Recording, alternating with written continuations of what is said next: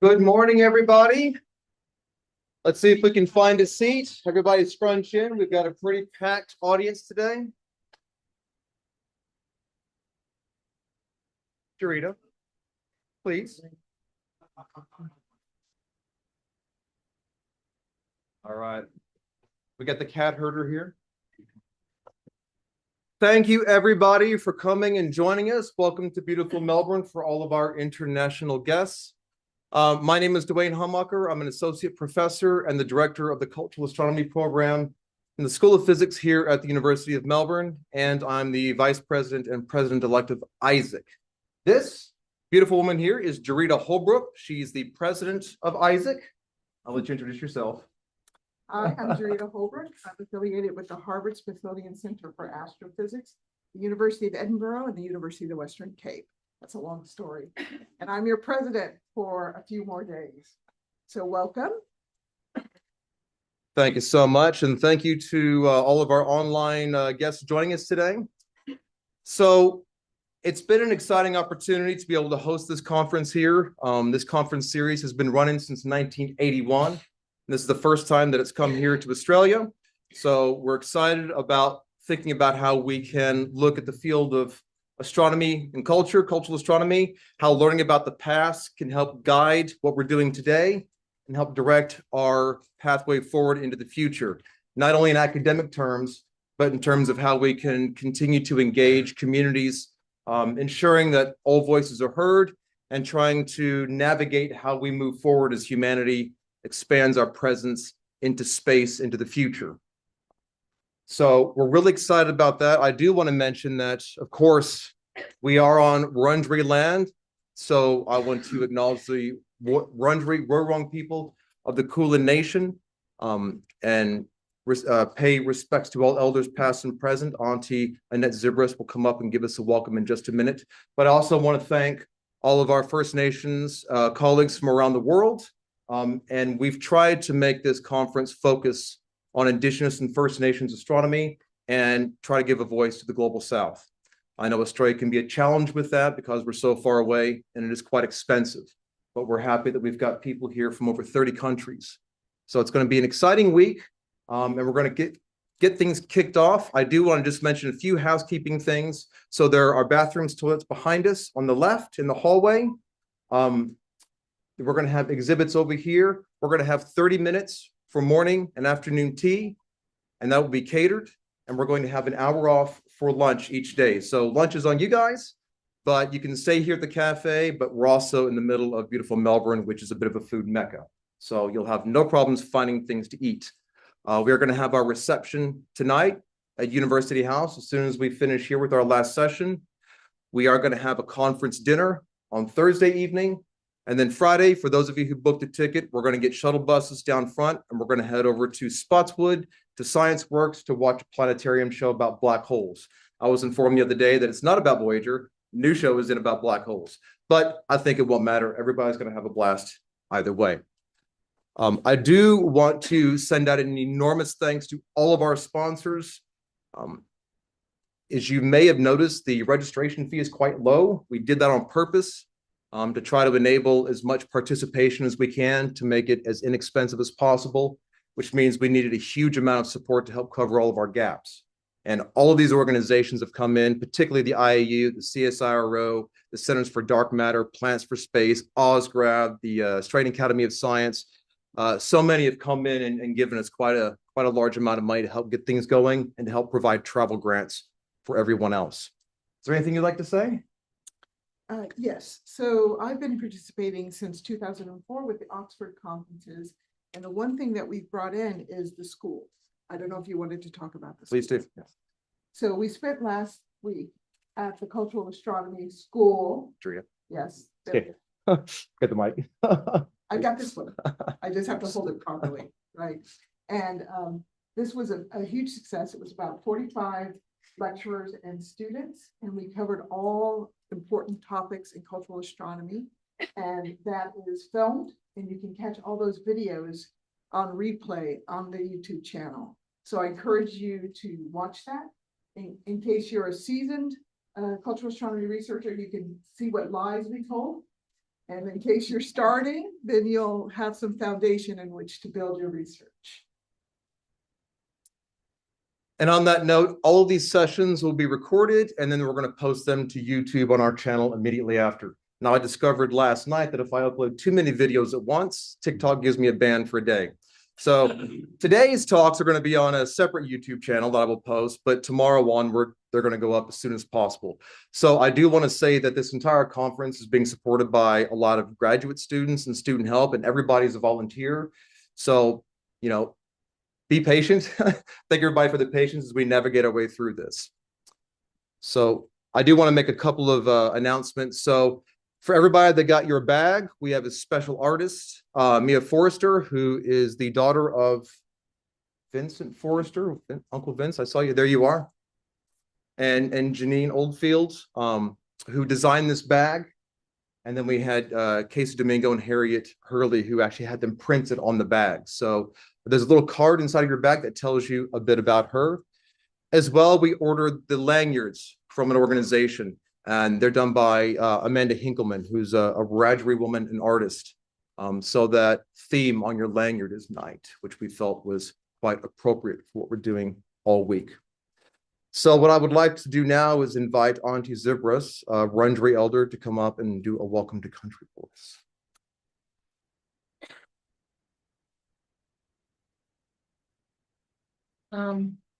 My name's Annette. You know, I do a million welcomes, and I've done the dream time at the MCG. But when you got your elders and peers in the audience, such as Marcia, Sam's brother over there, you always get so goddamn nervous because you don't want to muck up.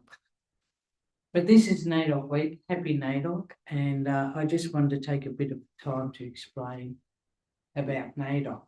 What a lot of people don't realise is that when Indigenous people fought for our rights, we also fought for the rights of women in Australia and minority groups. Back in the 70s, whether you're Aboriginal or not, if you had a child at a young age out of wedlock, the child was removed. Women weren't allowed to drink in pubs. Aboriginal people weren't allowed to drink in pubs. Women weren't allowed to vote. Aboriginal people weren't allowed to vote. And we didn't have equality, you know, we didn't have equal pay rights in the workplace. Neither did women. So when Aboriginal people fought for the rights of our people, other people don't realise, but other Australians that were minority groups and women come along and got the rights we got without the blood, sweat and tears. NAIDOC week is about celebrating that. And what I like to say when I do that is imagine if we come together as one, the minority groups, the lower class society and Aboriginal people, imagine the human rights we could get for everybody. So I just want to explain a little bit about NAIDOC and us celebrating, but also that other women and minority groups in Australia got what we fought for, and we still haven't got it yet. I was at the Women's Football League and the Wheelchair League, and I found out that the women in sports still don't get equal pay or equal rights to the men, and the same with our Indigenous football groups. We're still facing racism on the football field, which isn't good. But this week we celebrate what we've achieved, not only for ourselves, but for everybody. I'm an archaeologist by trade. I'm the longest serving woman in Victorian Aboriginal cultural heritage. And I own the only Aboriginal archaeological company within Victoria. And I was really privileged at one stage. I had a gentleman called Sam Whitman, an archaeologist as well. And we had a whole black team running with about 20 people. We had 6 qualified Aboriginal archaeologists, and we had something like 20 Aboriginal archaeological assistants, and we actually achieved it. And we ran the salvage program for a long period of time. I was an Aboriginal site officer, which means I was in charge of Uncle Jim, and we repatriated all our people. We repatriated over 400 people, and I was the first woman again within the perimeters of Victoria to do the repatriation. And when I first started, the boys said, "Oh, look, reburials are men's business." And I said, "Look, guys, for a start, reburials aren't cultural, they're a contemporary thing. and show me a burial where there is only men, and I'll gladly stand back. But they couldn't do that, so I went ahead with our reburials. But I was at a place once called Wurundjeri with a gentleman called Bates, and he was with another gentleman called Duane, and he told me a story, and I thought I'd tell you the story. But they used to trade with our Mount William stone axes, and he told me the songline of it, and he told me that around a campfire in Broken Hill, and he told me a story about Bunjil, the eagle, when he flew out over the world and he created everything. When he went back to the dream time, there were 7 naughty women in Wurundjeri who wouldn't stop mucking up. And so Bunjil went back to the dream time, but he heard a ruffle across the land, so he come back out, and these women were being bad. So Uncle Badger told me that Bunjil got the women in his wing and flicked them into the sky, and they started burning. And today they're known as the 7 Sisters. And they're a story from our people that's also in the Greek Orthodox that explains that if you muck up, you'll be ostracised from community and put out. Then I had the opportunity and working with a guy called John Morris, and we're working down in Wurundjeri land. And there was a ceremonial site there out the back of the Yuyangs. And he did some study there. And I don't know if this is true or not, but he told me that on a certain day when the sun come up once a year, that it hit one of the stones in the stone arrangement and it lit it up. And that was the sign that it was time to start ceremony. So, you know, there is a lot to do with astrology, and there is a lot that, you know, being along the East Coast, we all come off Aboriginal reserves. So we have lost little bits here and there, but it's working together as one. We can find those missing parts of the jigsaw puzzle, put it together and tell a holistic story of my culture, my time and my past. So what you're doing today is very beneficial. And if we work together, like I said, that's the key. And if I welcome on my country, then it's your responsibility, as NAIDOC is this year, is looking after the younger generations for a future for all. But looking at it, and you welcome. You're welcome. So you have to look after the people, and you have to make sure that everybody's safe, not just Aboriginal people, but all people on the land. And that all my salam, my sisters, and all the people are looked after on country. And when you're welcome on with that responsibility to look after the land and look after the people. It once was and always will be Wurundjeri land, but now you're here, it's your land too, and it's your responsibility to take care of. And I was doing a talk once in Castlemaine, and I talked about Bunjil and how it doesn't matter what religion you come from. We all believe in a creator, and we all believe that we're created from the land, whether it's God, whether it's Allah, whether it's Bunjil. And even if you don't believe in it, you know, you believe in evolution, you still believe we come from the land and we were migrated into cells and molecules and evolved into what we are today. And I was given this talk in Castlemaine, and this gentleman said to me, look, you know, I respect your dream time. He said, but I believe in Adam and Eve. He said, I believe that. Why? I said, okay. I said, but wasn't Adam and Eve from the Middle East? So they would have had to have a nice colour at least, eh? And then I said, look, there, you know, was there apples in the Middle East, or was it pomegranates and figs? So that was 2 out of 3 wrong. And I said, but he must have got the 3rd one right, eh? Because if Adam and Eve had been black, they would have said, stuff the apple and ate the snake. And we wouldn't be in the shipyard today. Wurundjeri now. Welcome to Melbourne. My land is your land. Please look after the children and the land. Thank you.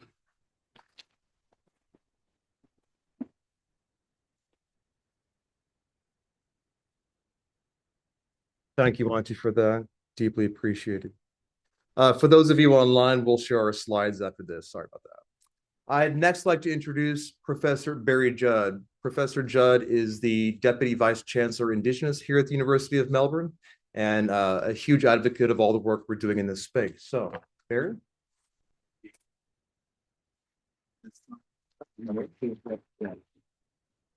Thank you. Good morning. I'd also like to start by acknowledging that we meet here on the unceded territory of the Wurundjeri people and pay my respects to their elders, past, present and future. Traditional owners, elders, knowledge holders, esteemed guests, colleagues and friends. It is with great honour that I am here today at this conference on Indigenous astronomy, hosted by the University of Melbourne. This conference, which is held to make visible, celebrate and learn from the profound wisdom embedded within the Indigenous knowledges that have guided human understandings of the cosmos for millennia, constitutes an important event in efforts to elevate Indigenous knowledges within the Academy. The University of Melbourne's commitment to Indigenous peoples is enshrined in Wurundjeri, which is a strategic statement that recognises the inherent value of knowledge systems that originate in Indigenous culture and society. Wurundjeri, which by the way means working together in Woiwurrung, seeks to move beyond acts of recognition. It is a call to action, a responsibility to embrace and amplify the voices that have long echoed the rhythms of the universe. Indigenous knowledges are not relics of the past. They are living, breathing repositories of wisdom that offer us a deep understanding of our place in the cosmos. The concept of sky country, a sacred realm that encompasses the celestial bodies and their movements, is a testament to the profound connection between Indigenous peoples of this continent and surrounding islands and the universe. Within sky country lies a wealth of knowledge that transcends mere astronomical observations. It is a map that guides us through the intricate tapestry of human existence, connecting the past to the present and illuminating the path forward to Indigenous and indeed human futures. The movement of the stars, the cycles of the moon, the patterns of the seasons are not merely phenomena to be measured and recorded to determine the laws of physics and science. They are signposts that inform appropriate forms of human behaviour, reminding us of our duty and responsibility to live in harmony with all things we share this world with.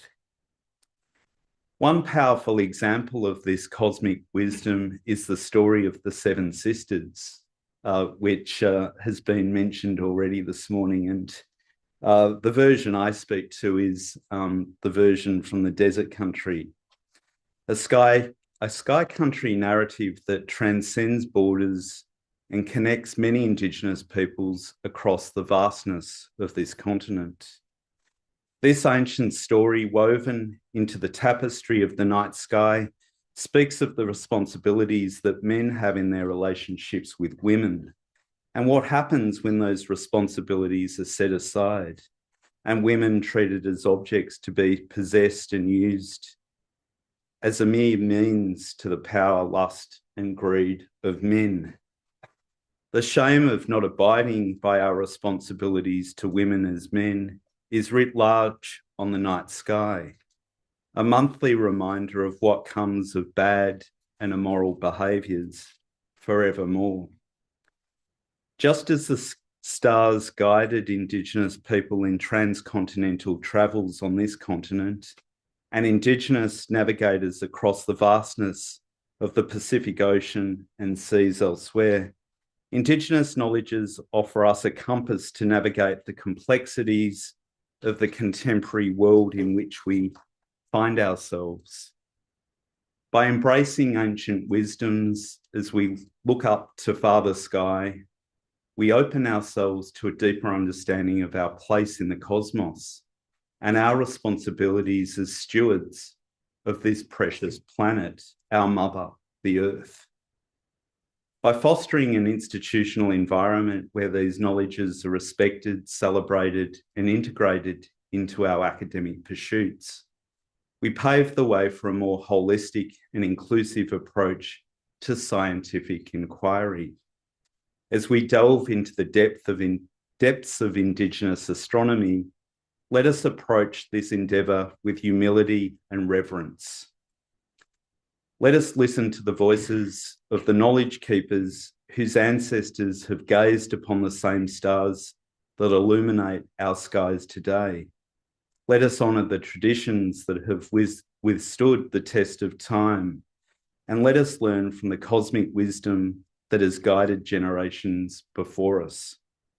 In doing so, we not only deepen our understanding of the world around us, but also strengthen our commitment to the principles of respect, reciprocity, and reverence that have guided Indigenous peoples here in this place for at least 65,000 years.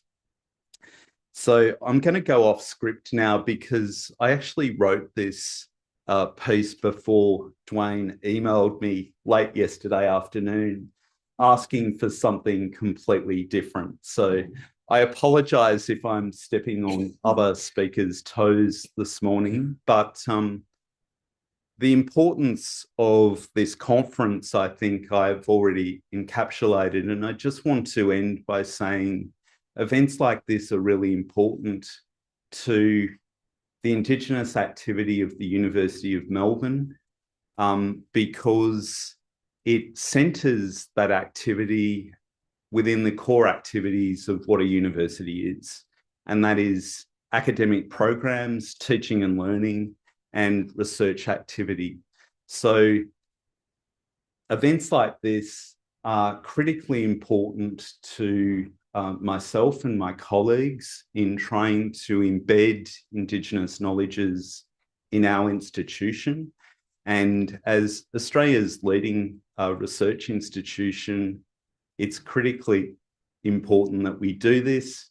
We need to show the way to all other universities in Australia and indeed other institutions globally that these things are important. Indigenous people have critical knowledges and information that are beneficial not only to the revival and strengthening of Indigenous cultural practice and knowledge, but to humanity wherever they may be.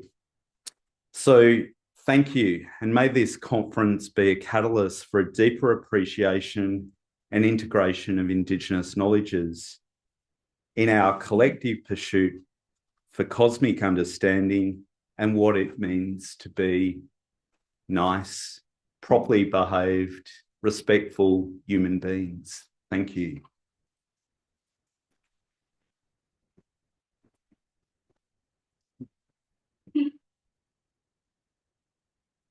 Thank you so much, Barry. That was fantastic. I'm happy for you to say whatever you like.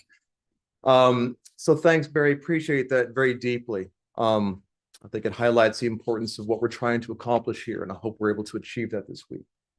I would now like to invite distinguished Professor Marcia Langton, AO, who is the Associate Provost at the University of Melbourne and the Foundation Chair of Australian Indigenous Studies. She has an enormous background in a number of different areas, but has been critical for helping to shape the protocols across the university and around Australia. So, Professor Langton.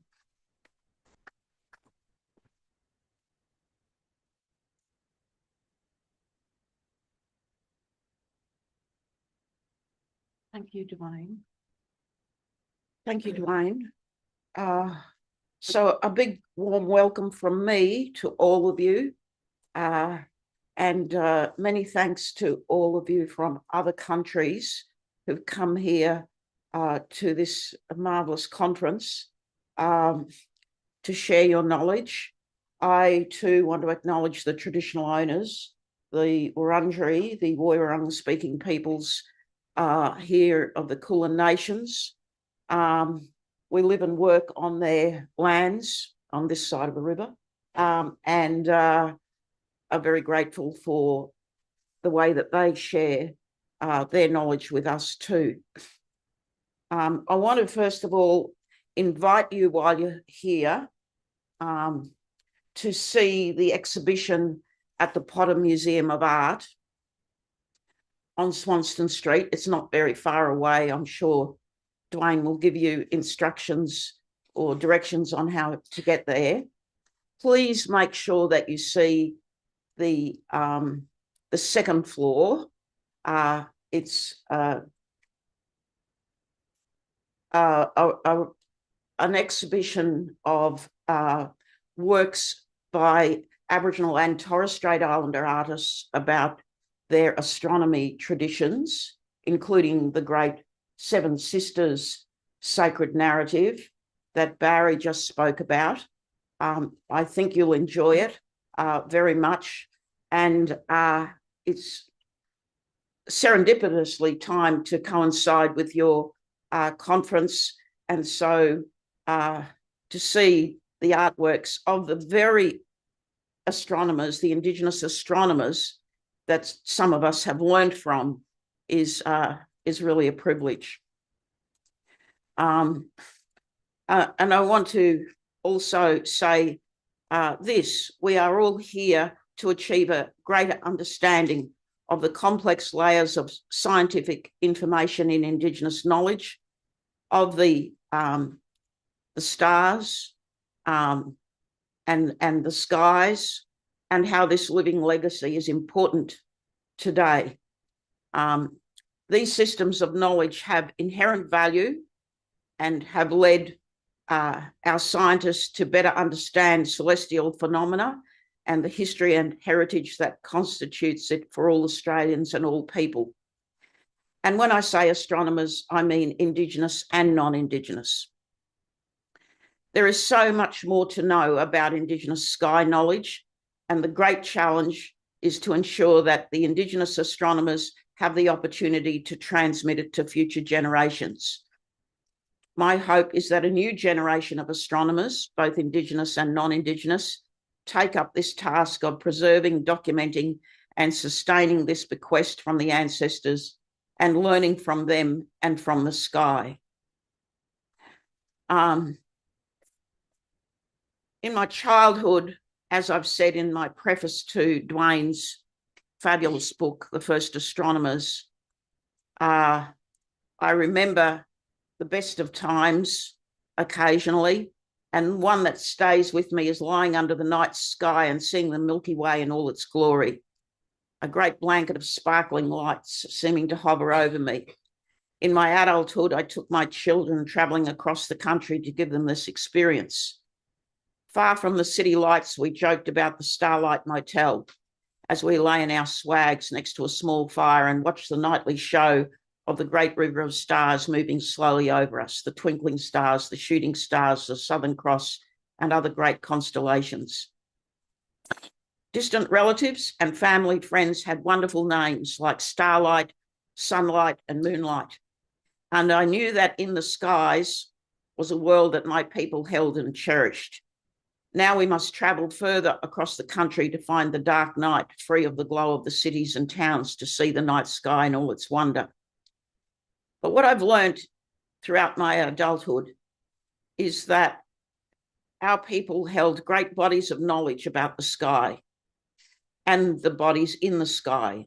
And only much more recently, when I became aware of this work in the field of astronomy, I learned that there were specialists, both in our own Indigenous societies and in Western science, who could explain in detail the movement, attributes, patterns, meaning, and significance of happenings in the firmament.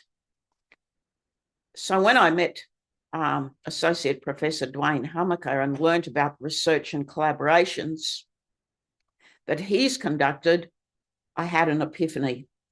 And so I invited Duane to join us as a member of our expert panel to advise on the National Aboriginal and Torres Strait Islander Curricula Project in 2017. And I'm sure that during the course of the conference, you'll be shown the website. It's very simple. It's ngarnga.org, NGARRNGA.org. IAUS399.org. And we have a suite of astronomy curricular resources for children from grade 5 to grade 12 that are free to all teachers and schools. And we are presently trialling them in 6 schools. So now all Australian teachers will be able to teach Indigenous sky knowledge, assured of the rigour and authenticity of the information we freely provide to all. And our Australian children, all Australian children, can learn about this great Australian legacy of ancient and living knowledge systems. We also have Duane's marvellous book, The First Astronomers.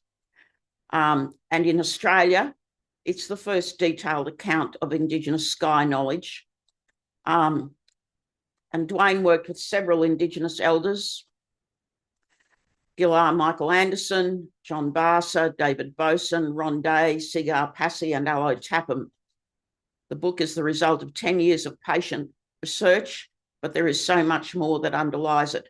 Of course, there have been extraordinary journal articles published since then, and I'm not an expert, but I will mention them because I'm sure that there are people in the room like Duane who can talk about these. And one concerns the star Canopus, is that right, Duane?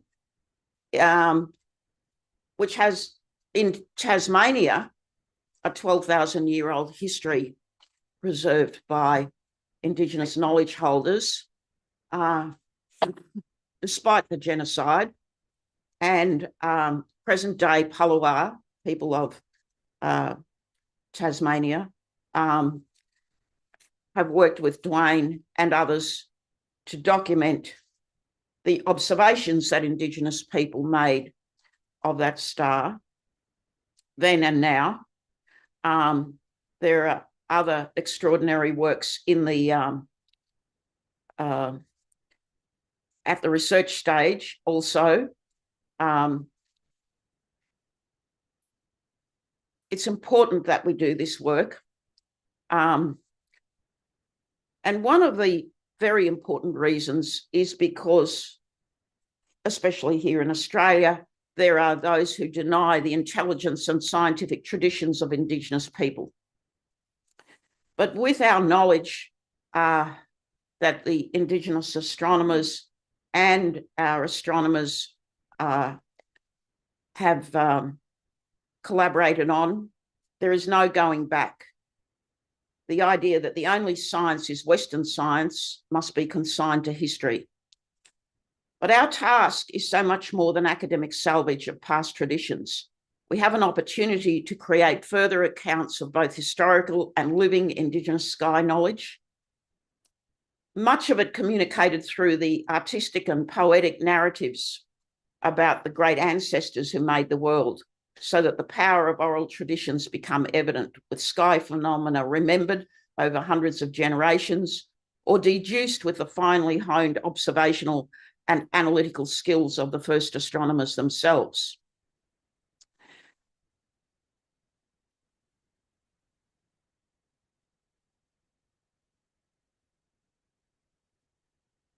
There is so much to talk about in this field, so I must keep my talk short. So I won't mention some of my favourite works out there. Oh, yes, I will. So I'm a descendant of the Iman people of central Queensland. My grandfather was an Iman man. And when I saw the star maps that Gillar Michael Anderson had worked on with Bob Fuller, I immediately recognised the old route that people took. And there's so much more to do on these star maps, because just south of our country, there were giant bunya forests, and people came from thousands of kilometres away to join an annual or biannual feast of bunya nuts. And it was one of the greatest gatherings in our history. It no longer takes place, sadly, but we know so much about it. And people came from many faraway places via the star map routes. And I've learnt just recently about another extension to the star map route that extends down to the central coast of New South Wales. So one of my grandfather's people ended up down on the central coast of New South Wales, intermarried there, and the stories continue there amongst the Gumbaynggirr speaking people. If we keep asking questions, we'll find more and more answers. And so I'll be following up on that one with you, Duane, and your colleagues.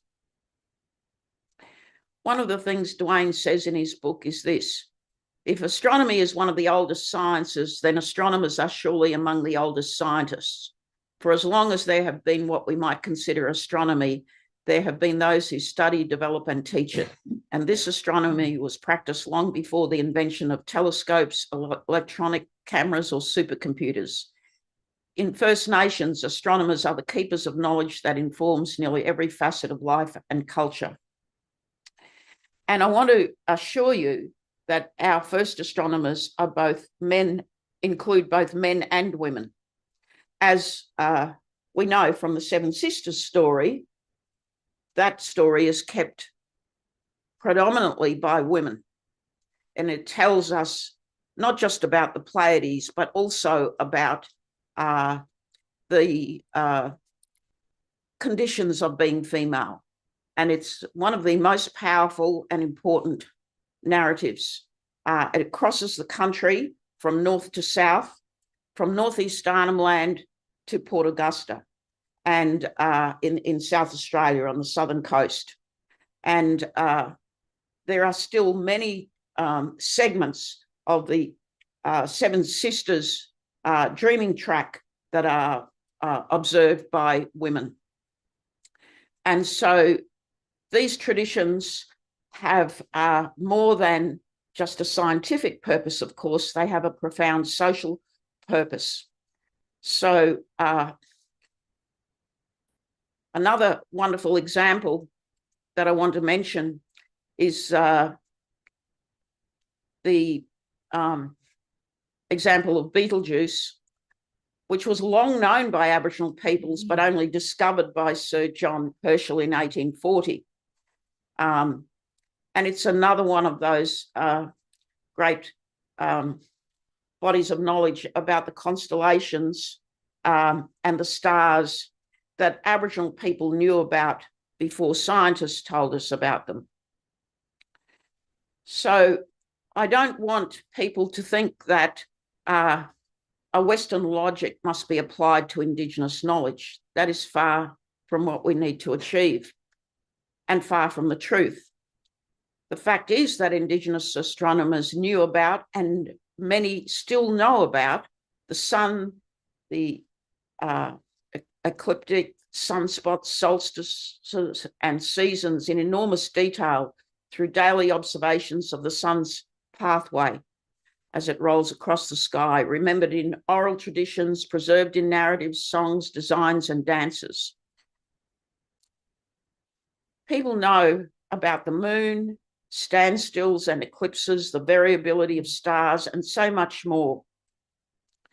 So if we have the opportunity to speak intimately to the knowledge holders about such things, about moon halos and how rain can be predicted, the survival of people who are so immediately dependent on nature, as so many Indigenous people are, will be more assured. And astronomy is a tremendously important part of the knowledge system that will sustain Indigenous cultures into the future.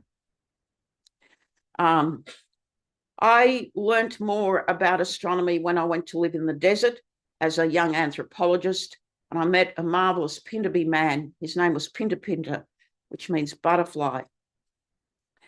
And he taught me in a very gentle and oblique way that The skies above us are part of the environment we live in and part of the estate.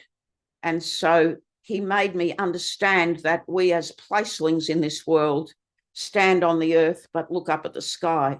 And how could it not be so in a culture such as the Pindabi culture in Central Australia and so many others, where life was lived under the stars. So asleep at night, waking up as one does to keep the fire burning, the sky is always there and it changes. And it's breathtaking, and each night is a fleeting and different experience. But in the sky, there are ancestors and stories that are important to the survival of the people who live under them.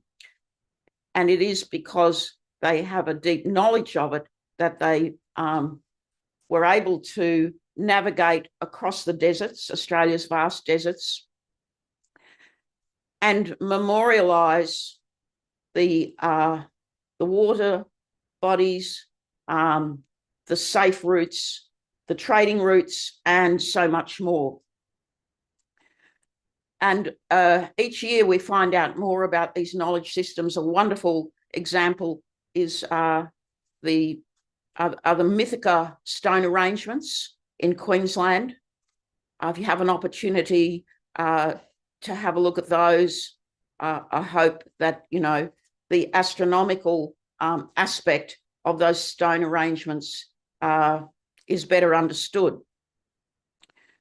So far, they're treated as not predominantly signs of astronomical knowledge, but rather something else.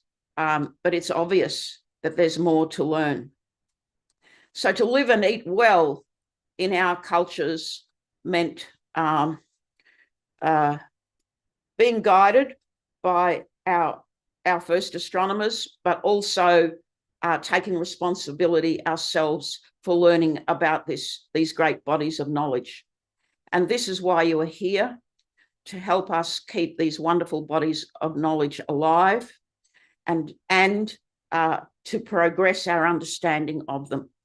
So I want to assure you that this conference is very, very important to us, and that your contributions will be valuable in any way that you make them. So I look forward to seeing the proceedings of the conference and to assisting in the future of this great endeavour, which here at the University of Melbourne is regarded as one of the key areas of our Indigenous knowledge and Indigenous studies program, and you obviously understand why. There is no other university that has a cultural astronomy program such as ours. I'm very pleased that Duane has had the opportunity to progress it here, and may 1,000 flowers bloom. Thank you.